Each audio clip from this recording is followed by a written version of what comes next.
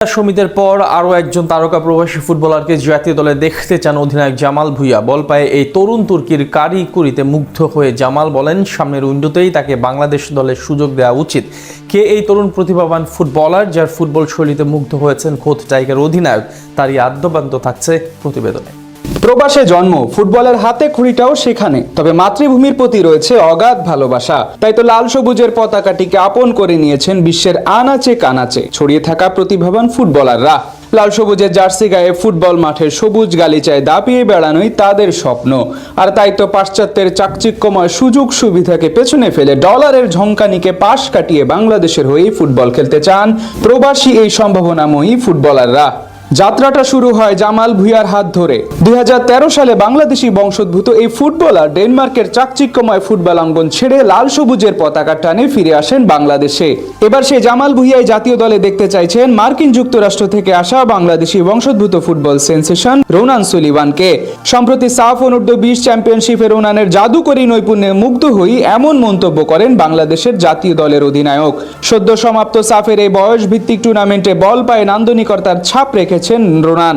দীর্ঘদিন ধরে দেশের ফুটবলে যে প্রপার নাম্বার 9-এর অভাব বিরাজ করছিল তার দীর্ঘমেয়াদী সমাধান দিতে পারেন এই তরুণ তুর্কি। আসরে নিজের প্রথম ম্যাচে পাকিস্তানের বিপক্ষে ফ্রি কিকে 25 গজ দূর থেকে যে তিনি দুর্দান্ত গোলটি করেন তা নিয়ে রীতিমতো শোরগোল পড়ে যায় পুরো দেশ জুড়ে। এরপর ভারতের বিপক্ষেও দারুণ ফুটবল খেলেন রোনান, আর ফাইনালে ট্রাইবেকারে পানেনকায় বাংলাদেশকে শিরোপা জিতিয়ে জয়োল্লাসে মাতান তিনি। এর আগে নানা চড়াই উতরাই পেরিয়ে সকল অপেক্ষার অবসান ঘটিয়ে বাংলাদেশের জার্সি গায়ে চাপান রোনান সুলিভান ও ডেকলান সুলিভান।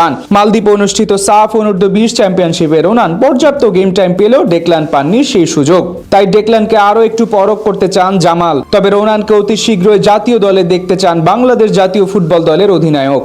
ইতোমধ্যেই দেশের ফুটবলে প্রবাসী ফুটবলারদের আগমনের যেন ঢেউ পড়েছে।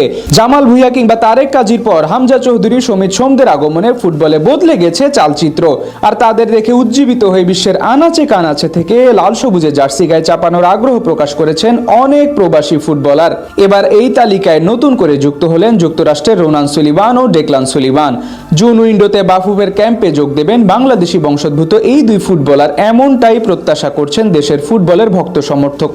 যুক্তরাষ্ট্রের MLS নেক্সট লিগে খেলা এই দুই ভাইয়ের মধ্যে রোনান বর্তমানে খেলছেন ফিলাডেলফিয়া ইউনিয়ন একাডেমির হয়ে।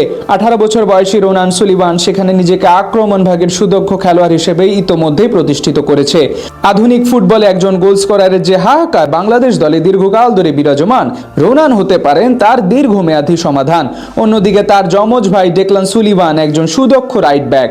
রক্ষণ ভাগে তার ক্ষিপ্রতা এবং বল ডিস্ট্রিবিউশন ক্ষমতা জাতীয় দলের ডিফেন্স লাইনে এক নতুন মাত্রা যোগ করতে পারে, যা দেশের ফুটবলে এক নবদিগন্তের উন্মোচন করতে পারে।